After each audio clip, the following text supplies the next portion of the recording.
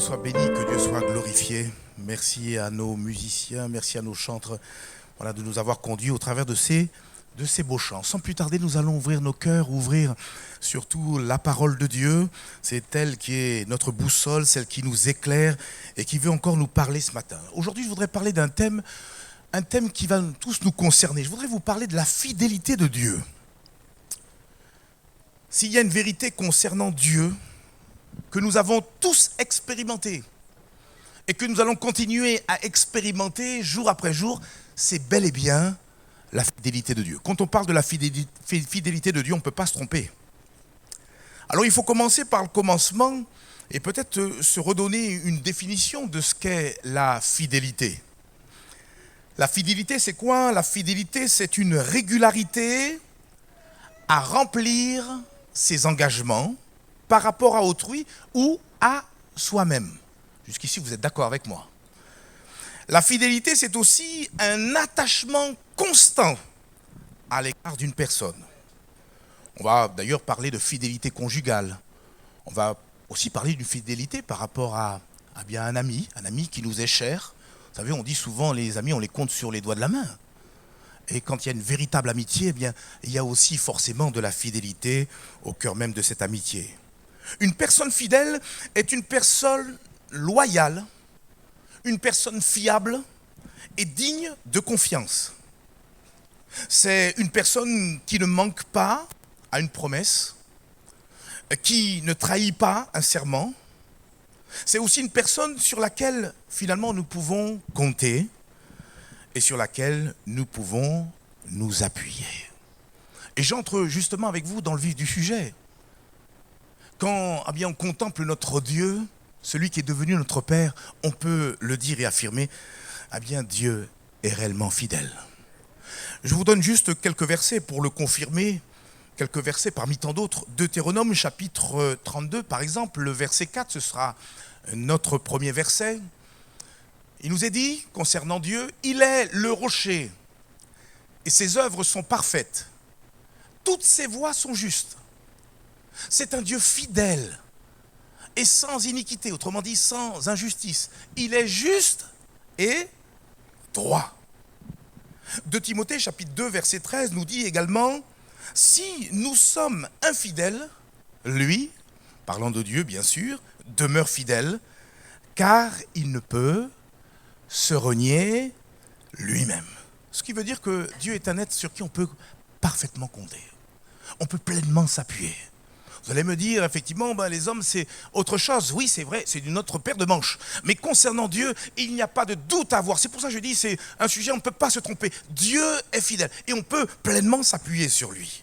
D'ailleurs, lorsque Dieu se révéla à un certain Moïse, que nous connaissons tous, Dieu s'est présenté de la manière suivante dans Exode chapitre 34 et le verset 6, ne le cherchez pas. Et l'Éternel passa devant lui, devant donc Moïse, et s'écria, l'Éternel, l'Éternel, Dieu miséricordieux et compatissant, lent à la colère, riche en bonté et riche en fidélité.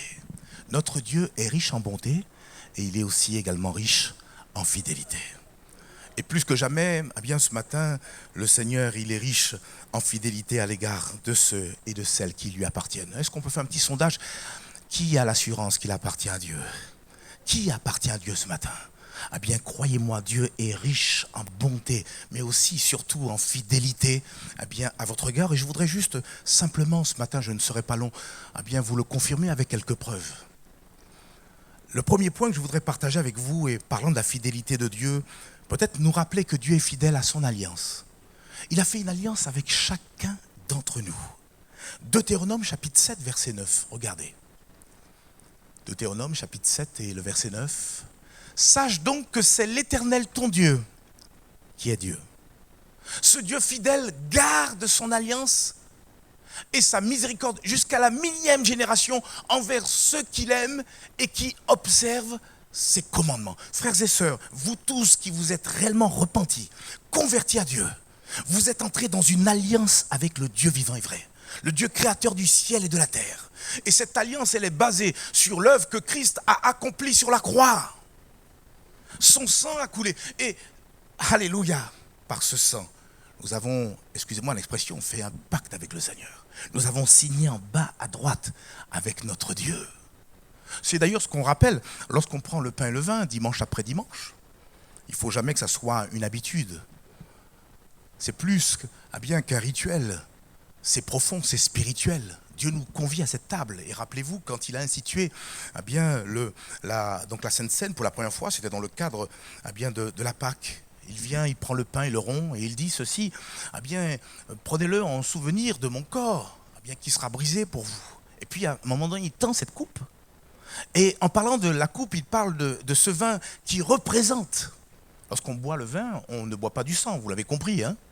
Voilà, on n'est pas des cannibales. Mais Jésus dit, quand vous prenez ce vin, rappelez-vous de ce sang. Et il va le désigner comme le sang de l'alliance. Sang de l'alliance par lequel nos péchés ont été pardonnés. Sang de l'alliance par lequel nous nous sommes engagés, je l'ai dit tout à l'heure, pour faire de Dieu notre Sauveur et notre Seigneur et pour le suivre jusqu'au bout. Moi, j'ai fait alliance avec le Seigneur et je veux le suivre jusqu'au bout, jusqu'à mon dernier souffle. Mais je sais que je ne suis pas le seul ici en ce matin. C'est comme si le Seigneur avait fait une alliance telle deux époux entre lui et son peuple. Tels de fiancés. J'aime un texte dans l'Ancien Testament, et ce n'est pas qu'un seul que j'aime, mais celui-là particulièrement, regardez ce qu'il est dit concernant Dieu et son peuple. Ésaïe chapitre 54 et le verset 5. Vous voyez, quelle belle image. Et je pense que le prophète a été saisi par le Saint-Esprit pour exprimer de telles paroles. Parlant de Dieu, il dit, car ton Créateur est finalement ton époux. L'Éternel des armées est son nom. Et ton Rédempteur est le Saint d'Israël. Il se nomme Dieu de toute la terre. Dieu, ce matin, nous rappelle qu'il est, spirituellement parlant, vous l'avez compris, notre époux. Nous avons fait alliance avec lui. Et cette alliance, il en a même exprimé les termes au travers d'un autre passage aussi que j'aime beaucoup, Osée chapitre 2 et le verset 21 et 22. Osée chapitre 2. Les versets 21 et 22, regardez ce que Dieu dit.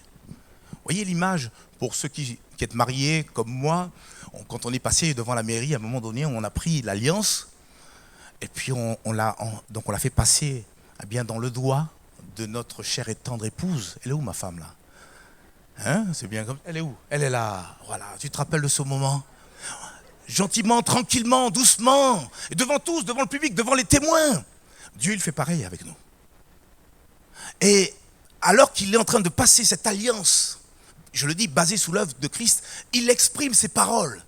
Je serai ton fiancé pour toujours. Je serai ton fiancé par la justice. Je serai ton fiancé par la droiture. Je serai ton fiancé par la grâce et la miséricorde. Et il rajoute, je serai ton fiancé par la fidélité. Et tu reconnaîtras l'Éternel. Comment nous reconnaissons l'Éternel? Lorsque nous expérimentons la fidélité de Dieu. Et cette fidélité, elle nous accompagne. Vous êtes heureux ce matin si vous êtes entré dans cette alliance avec Dieu. Vous êtes heureux ce matin parce que votre péché a été pardonné. Parce que tout simplement, vous avez hérité de la vie éternelle. Et mieux encore, votre nom est inscrit dans le livre de vie. Je crois que chacun devrait parler pour sa part. Mais mon nom est inscrit dans le livre de vie. Ton nom est-il inscrit dans le livre de vie du Seigneur, du Roi des rois et du Seigneur des seigneurs? Que Dieu soit béni. Oui, Dieu est fidèle à son alliance. Et croyez-moi, lui, il nous mènera jusqu'au bout du voyage. Autre exemple ou autre preuve de la fidélité de Dieu envers nous, ses enfants, et il faut le rappeler, c'est que Dieu est fidèle aussi lorsque nous traversons l'épreuve ou lorsque nous traversons les tentations. Il y a un texte, peut-être pour vous qui connaissez l'épreuve ce matin. Vous savez, il n'y a que Dieu qui connaît les cœurs. Il y en a qui même ce matin n'ont même pas pu chanter, et pour cause. Ils n'ont pas à cœur de pouvoir le faire parce qu'ils sont là dans le souci, ils sont là dans l'épreuve. Justement, le verset que nous allons prendre ensemble est pour toi, mon frère, ma sœur, toi qui connaîtrais des difficultés, des tentations, des épreuves.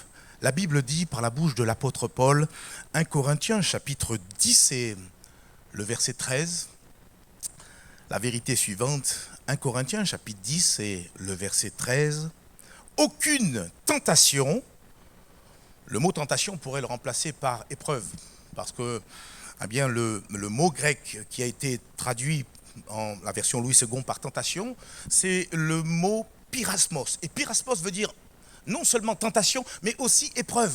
Donc on aurait pu eh bien, même lire ce texte comme aucune épreuve, aucune tentation ou épreuve ne vous est survenue qui n'ait été humaine. Et Dieu qui est, alors aidez-moi, fidèle, ne permettra pas que vous soyez tentés au-delà de vos forces, mais avec la tentation ou l'épreuve, qu'est-ce que Dieu fait? Parce qu'il est fidèle, il préparera aussi le moyen d'en sortir afin que vous puissiez la supporter. Mon frère, ma soeur, toi qui passes les moments d'épreuve, de difficulté, il faut impérativement ce matin que tu repartes en ressassant cette vérité que Dieu place devant nos yeux, eh bien ce matin. Il y en a même deux. La première, c'est qu'au travers de ce verset, que tu peux laisser afficher s'il te plaît, mon cher frère Pierre, premièrement, aucune tentation ne vous est survenue qui n'ait été humaine. Dieu va veiller que ce que tu es en train de traverser, mon frère, ma soeur, ne soit pas au-delà de tes forces, ne soit pas un surhumain. Et on le voit bien avec l'exemple de celui qui a connu, on peut le dire, eh bien, non seulement l'épreuve, mais aussi la tentation, c'est Job. Job. Finalement, quand on regarde bien le livre de Job, on voit que le Seigneur n'a jamais quitté des yeux eh bien, son serviteur Job. À aucun moment. Et même quand le diable est venu relever le défi que Dieu lui-même a envoyé en disant, regarde mon serviteur Job, lui il est intègre, lui c'est un homme qui est droit, qui est fidèle. Le diable a dit, mais ouais, mais parce que tu le bénis et ceci et cela, mais si je touche assez bien, tu verras. Mais Dieu a répondu, bon ok, tu peux toucher tous ces biens matériels, mais tu ne touches pas à son corps. Vous voyez, le Seigneur il met les limites. Et dans le chapitre suivant, le chapitre 2, à un moment, le diable il revient à la charge et il a essuyé un premier échec. Et vraisemblablement, il veut en essuyer un deuxième. Quand il relance un défi, il dit, c'est vrai, il t'a tenu, donc il est resté ferme dans son intégrité, en parlant de Job. Mais si je touche à son corps, cette fois-ci, tu verras, il va t'abandonner. Et Dieu lui a dit, bon, tu veux toucher son corps? Touche son corps. Par contre, ne fais rien à sa vie. Voyez, qu'est-ce que ces deux chapitres nous disent? Les deux premiers chapitres de Job, vous les relirez. C'est que Dieu met toujours un cadre. Il met des limites. Il nous connaît, il nous sonde, il sait qui nous sommes. Et il ne permettra pas qu'aucune épreuve, aucune tentation puisse nous écraser. Et j'ai envie de dire, quelquefois, eh bien, si nous sommes écrasés par l'épreuve, peut-être parce que nous oublions toutes ces promesses que Dieu nous laisse parce qu'il est fidèle. Et il veut notre bien, il veut que nous soyons victorieux. Et d'ailleurs, on le voit toujours dans ce verset qu'on a lu, 1 Corinthiens chapitre 10 et le verset 13. La Bible nous dit aussi, mais avec la tentation ou l'épreuve, Dieu préparera toujours un moyen d'en sortir. Il y a toujours avec Dieu une issue de secours. Il y a toujours une porte d'espérance. Il y a toujours une porte de victoire, où le Seigneur nous permet, au sortir de l'épreuve, de sortir grandi, de sortir fortifié, de sortir renouvelé, frères et sœurs. Je le dis souvent, soit l'épreuve nous transforme, ou soit elle nous déforme. Mais c'est nous qui choisissons au final. Ce matin, en tout cas mon frère, ma sœur, quelle que soit l'épreuve ou la tentation que tu traverses, Dieu est en train de te rappeler qu'il a tout mis en place pour que tu sortes pleinement victorieux de ton épreuve ou de ta tentation. Tel un bouclier, tel une cuirasse, le Seigneur sera faire rempart entre toi et peut-être même les flèches de l'ennemi. Parce que vous savez, toujours avec une épreuve, il y a forcément à côté de cela une tentation. Vous savez, dans l'épreuve, le diable n'est jamais trop loin. Et il voudrait qu'on baisse les bras, il voudrait qu'on se décourage. Ah bien, si c'est ça l'évangile, si c'est ça marcher avec le Seigneur, ah bien, autant retourner dans ce que j'ai connu dans le monde, n'est-ce pas, le comportement ou l'attitude qu'a eu le peuple hébreu quand ils sont arrivés dans le désert. Oh, c'est ça la vie chrétienne. Mais là-bas, il y avait quoi? Il y avait des légumes, il y avait de la viande. Frère, nous faisons bien de pouvoir suivre le meilleur des maîtres, notre Sauveur et notre Seigneur. Psaume 91, verset 4, nous dit, et c'est une promesse de Dieu, il te couvrira de ses plumes. Et tu trouveras un refuge sous ses ailes. Sa fidélité, parlant de la fidélité de Dieu, est un bouclier et une cuirasse. Vous savez, avec la parole de Dieu, il ne faut pas seulement la lire, mais il faut la méditer. Il faut la ressasser dans notre cœur. Seigneur, ce matin, tu m'as dit ça. Alors, dans l'épreuve que je suis en train de traverser, je veux pleinement te faire confiance et m'attendre à toi. Vous savez, quelquefois, c'est juste une question de temps.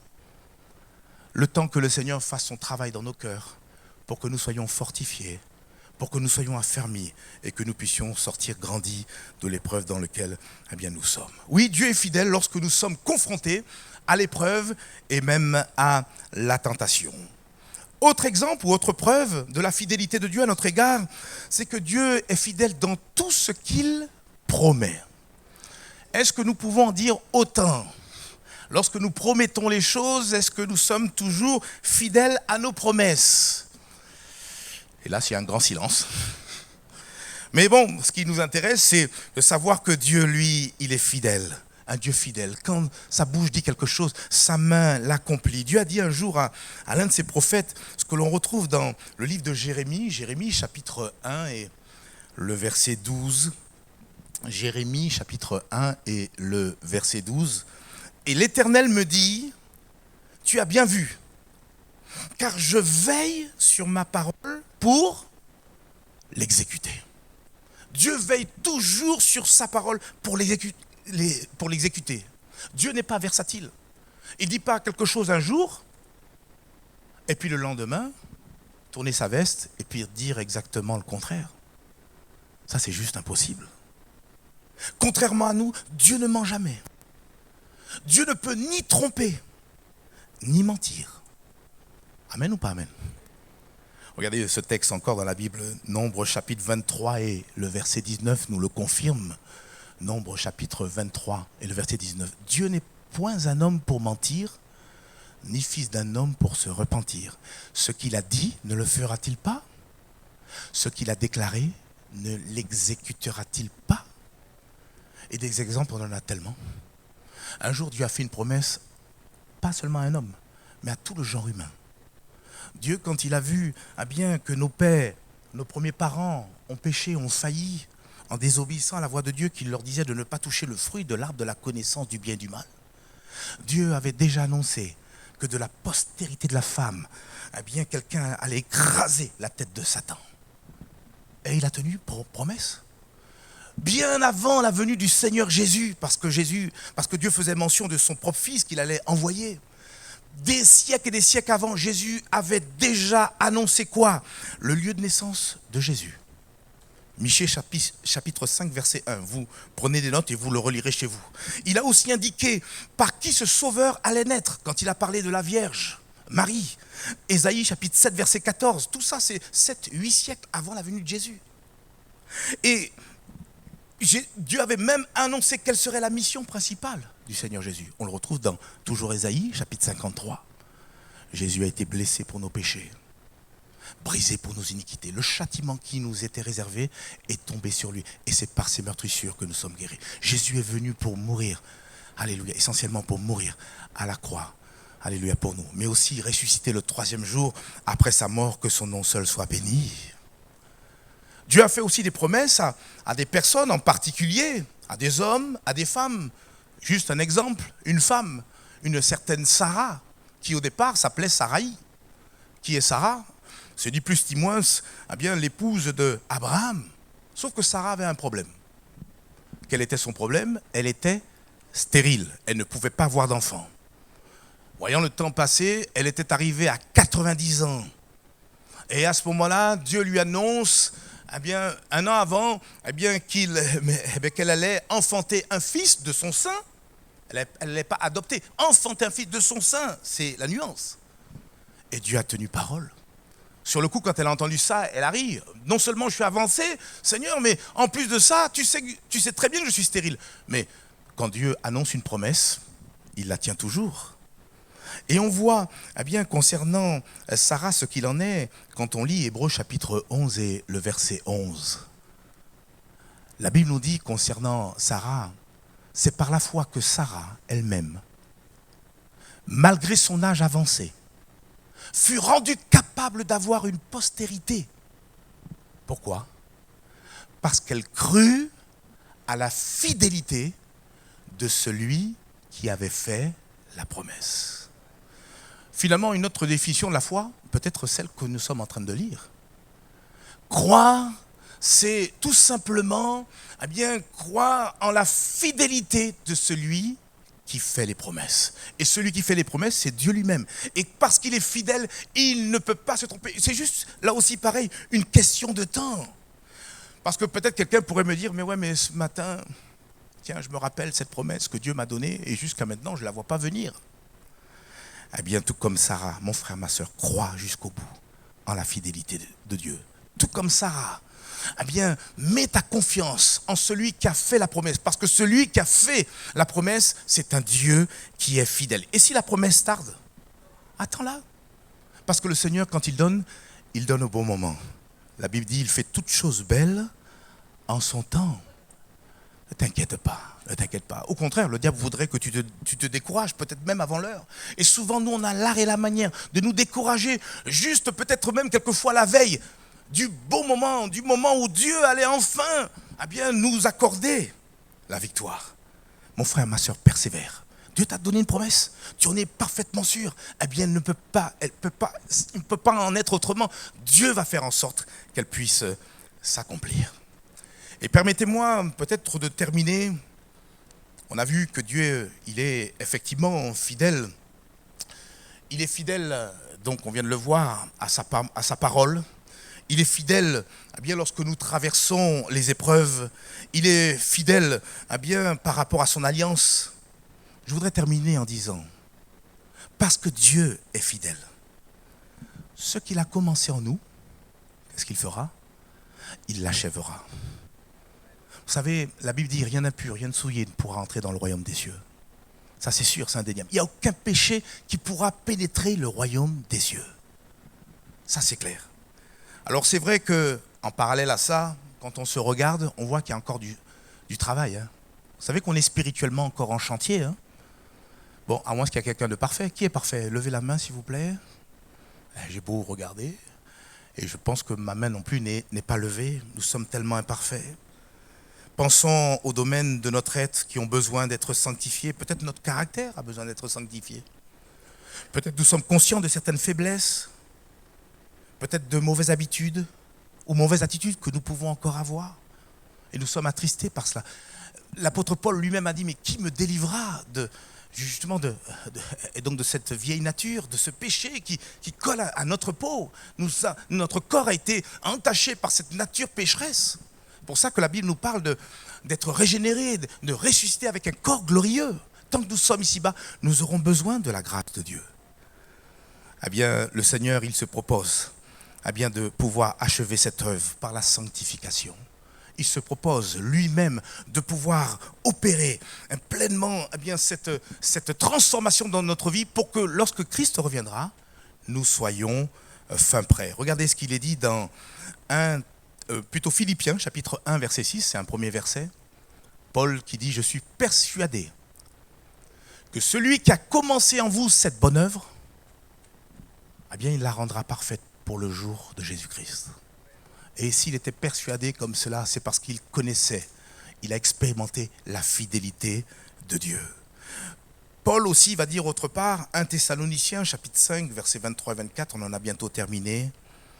Il va dire la chose suivante, que le Dieu de paix vous sanctifie lui-même tout entier. C'est son œuvre, c'est son travail. N'essayons pas par nos propres forces ou même notre propre volonté de nous transformer, de nous changer. C'est l'œuvre du Seigneur. Que le Dieu de paix vous sanctifie lui-même tout entier et que tout votre être, l'esprit, l'âme et le corps, soient conservés irrépréhensibles lors de l'avènement de notre Seigneur Jésus-Christ. Quelque part, le Seigneur, il veut, oui, tout entier et lui-même nous sanctifier.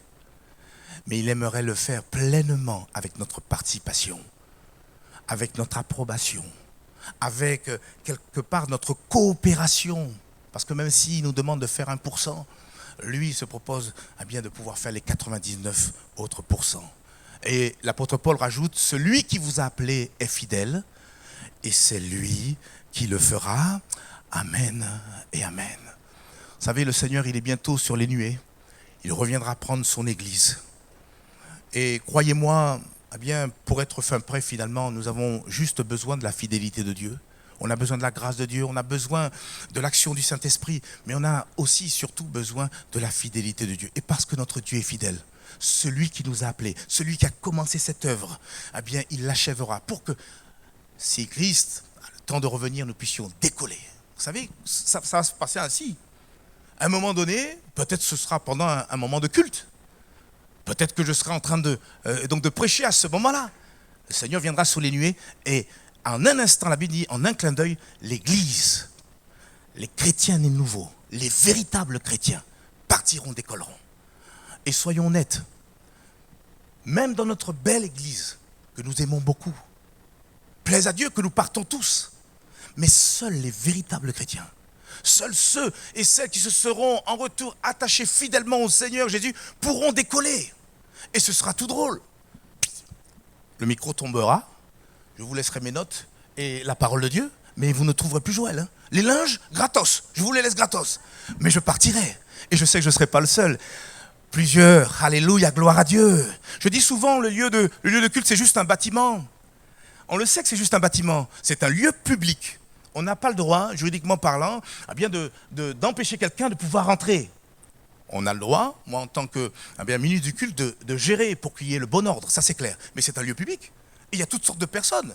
Quand le peuple hébreu est sorti du pays d'Égypte, il y a, la Bible dit, des millions de personnes, les commentateurs sont d'accord pour dire qu'il y a des millions de personnes. Pourquoi? Parce qu'il y avait le peuple hébreu, mais il y avait aussi toutes sortes d'Égyptiens, un ramassis de personnes qui ont voulu suivre le peuple hébreu, parce qu'ils ont dit, avec tous les 10 plaies qu'on a vus en Égypte, mais ce Dieu il est grand.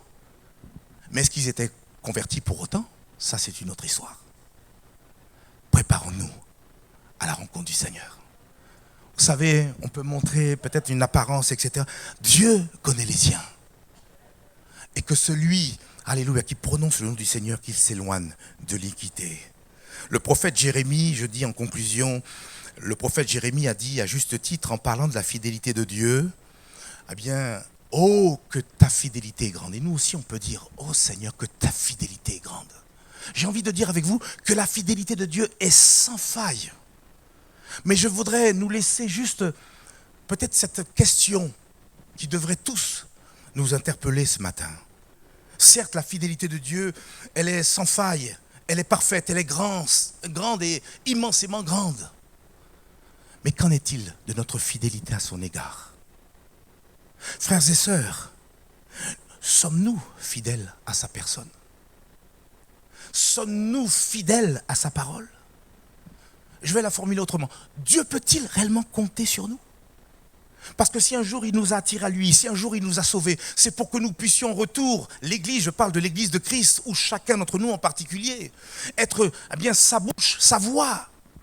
Il y a une mission qui va au-delà de tout ce que nous pourrions faire ici-bas sur cette terre.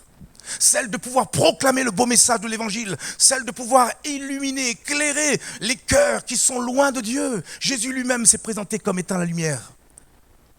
Mais sommes-nous fidèles à cette lumière ce matin? On a besoin de s'examiner ce matin. On a besoin de dire, Seigneur, de la même manière que tu es fidèle à mon égard, je veux l'être jour après jour. Frères et sœurs, tout ce qui se passe sur cette terre, ce n'est que secondaire. C'est même tertiaire, c'est même tout ce que vous voulez. Mais ce qui est important, c'est les choses durables. C'est la vie éternelle. Et nous sommes appelés à pouvoir avoir cette vision. Nous sommes que étrangers, voyageurs sous cette terre. Et un jour, nous quitterons cette terre pour vivre éternellement dans, alléluia, cette cité de gloire que Dieu a préparée pour chacun d'entre nous. On peut prier le Seigneur, frères et sœurs, ensemble. Seigneur, merci pour ta parole. Et avec mes frères et mes sœurs, te dire un grand merci pour ta fidélité. Tu as dit que dans les derniers temps, il y aura l'apostasie, c'est-à-dire l'abandon de la foi. Seigneur, même à un moment donné, Seigneur, plusieurs t'ont abandonné. Et tu t'es même retourné vers, Seigneur, tes proches disciples, en leur disant, et vous aussi, ne voulez-vous pas aussi vous en aller?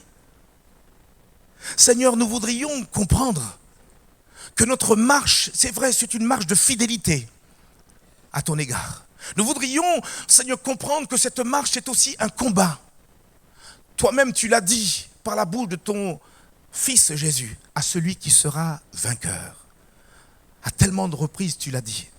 Seigneur, ce matin, nous voudrions être vainqueurs. Et être vainqueur, c'est être fidèle à ta personne, fidèle à qui tu es. Seigneur, croire en la fidélité de celui qui a fait les promesses. Oui, tu nous as promis, Seigneur, une maison là-haut. Et Seigneur, je sais que tu ne peux pas mentir parce que tu n'es pas un homme pour mentir, ni un fils d'homme pour te repentir. Merci pour ta fidélité par rapport à ton alliance. Merci pour ta fidélité de chaque jour. Jamais tu m'as fait défaut. Je le dis devant mes frères et mes sœurs. Jamais tu m'as fait défaut. Mon âme t'appartient, mon cœur t'appartient, ma vie t'appartient. Je veux vivre davantage pour toi. Pourtant, Seigneur, comme mes frères et mes sœurs, j'ai conscience, Seigneur Père mon Dieu, de mes faiblesses. J'ai conscience encore de tout ce qu'il reste encore à faire dans ma vie. Et c'est là, nous voudrions regarder vers toi et te faire pleinement confiance. Seigneur, ce que tu as commencé, oui, pleinement achève-le dans nos vies, afin que nous soyons agréables à toi. Pardonne-nous de nos égarements, pardonne-nous de nos péchés, donne-nous à nous recentrer, donne-nous, Seigneur Père, à mettre la priorité des priorités, à pouvoir rester attachés à toi. Seigneur, je t'en supplie, Père éternel, donne-nous à être intelligents sur le plan spirituel. Bénis peut-être les personnes qui viendraient pour là ou les premières fois, ceux et celles qui ne te connaîtraient pas. Seigneur, qu'ils viennent et qui cherchent à te connaître, celui qui te cherche de tout son cœur. Toi, tu te laisses trouver par cette personne. À toi revient toute la gloire. Amen et amen. Et le peuple de Dieu dit...